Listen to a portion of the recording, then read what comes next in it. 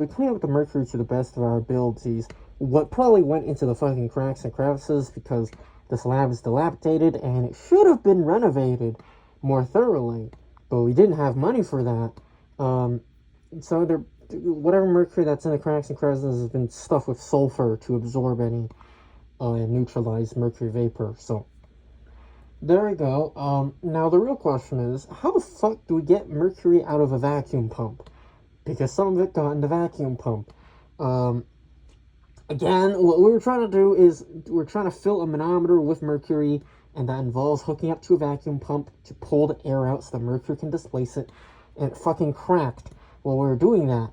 But the amount of mercury that went everywhere was like 2 milliliters or something like that, so not more than perhaps 1 or 2 vintage thermostats. So I don't think it's an issue, but I mean it's still like 20 or 30 grams of mercury, which is not good. I mean, yeah, there's fucking mercury in the vacuum pump, which I have to somehow clean out too now. Hopefully it doesn't amalgamate with the aluminum casting of the vacuum pump. I don't know, maybe the oil and any kind of grungy oxide on the aluminum should stop that from happening.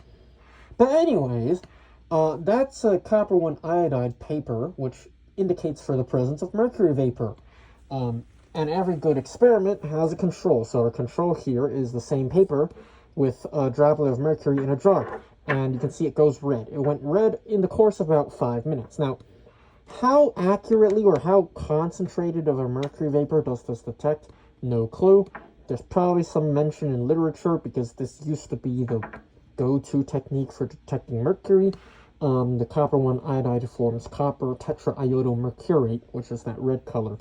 But yeah, I mean, it should at least indicate if there's like a hazardous amount of mercury, probably. Either way, getting a blood test tomorrow or on Friday, so there's that. But I probably will not be working a lab for a while.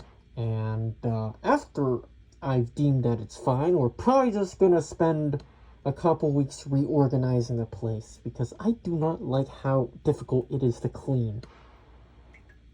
Set up your lab in a way that makes it easy to clean. Like, just eliminate as many crevices as possible, because it's bad. Which I want to do that from the beginning, but it costs a lot of fucking money. Anyways, donate money, I guess, and also I need money for college, so there's that. And we'll be doing more chemistry in the future.